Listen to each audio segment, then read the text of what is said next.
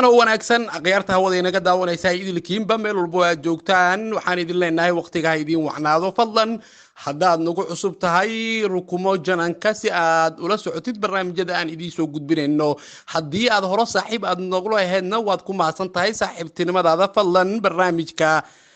noo sheer garay isla markaana la garay aad iyo aad ugu mahadsantihiin la socoshada barnaamijyada aan idiin soo gudbino hadii jiraale waxaana jananka aad ka daawataan barnaamijyo iskugu jira arrimaha siyaasadda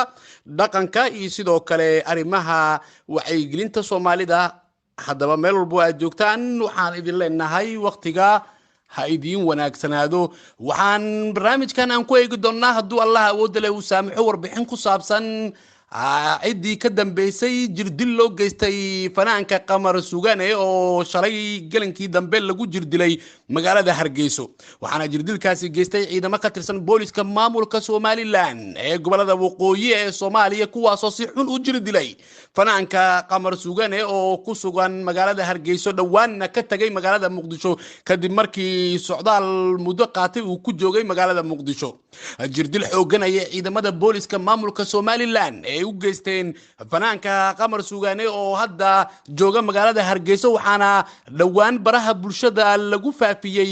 muuqaal murugo leh oo uu baahiyay fanaanka qamar kadib markii jirdilka ay u geysteen ciidamada booliska waxaana wajigiisa ka muuqda nabarro aad u xoogan oo ay u geysteen ciidamada booliska warar kala duwan ayaa ka soo baxaya cid ka dambaysa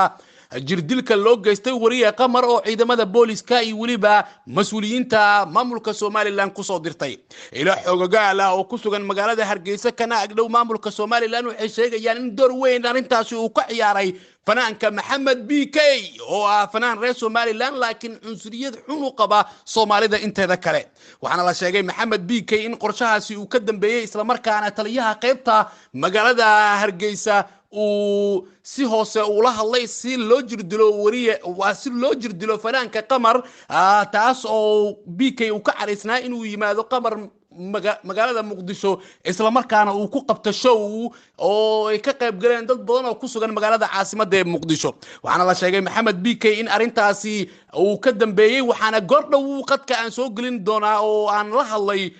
fanaanka qamar suugaane inkastoo qadka uu iigali lahayd Soomaaliland laakiin waxaan idin soo gudbinayaa codka qamar oo ka hadlaya qaabka jirdilka uu dhacay iyo waliba doorka Maxamed BK uu ku leeyahay jirdilka loo geystay fanaankaasi waxaana la sheegay Maxamed BK inuu ka duulayo qofkii Muqdisho yimaado inuu ka xigo in qofkaasi la dilo in la jirdilay iska dhaafe Maxamed BK ayaa hore wuxuu u weeraray isla fanaan weyn oo reer Soomaaliland ah laakiin deegaan ahaan ka soo jeeda deegaanka kilinka shanaad oo dadka Soomaaliland ay jecel yihiin fanaanka Cirro oo fanaan Soomaaliyeed isla markaana gudoomiyaha kooxda xidigaha geeska waxaana Maxamed BK uu ka carooday kadib markii showgiisa magaalada Nairobi la banaday ayaa waxa uu gurigiisa ku weeraray oo dad uu ku diray fanaanka Cirro si uu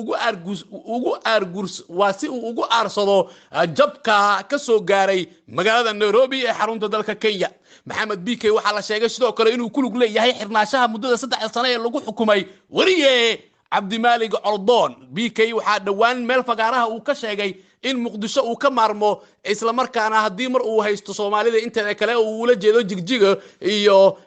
Somaliland iyo deegaano kale laakiin wuxuu si bareer ugu gafay magaalada Muqdisho taas oo muujinaysa carada in nacaabka Muqdisho uu qabo Maxamed BK ma jiro wax ay u dhimeen shacabka Muqdisho waligiisna wax xumaana shacabka Muqdisho ma aysan u geysanin laakiin nacaab iyo waliba cuqdad xun ayuu fanaanka Maxamed BK uu qaba Muqdisho taas oo keentay hadda in saraakiisha booliska iyo ciidamada booliska uu ku diro fanaanka weyn ee qamar sugaal goordhow wayaan idin soo gudbinayaa waraysi arintaasi ku saabsan hadduu Allah uu saamaxo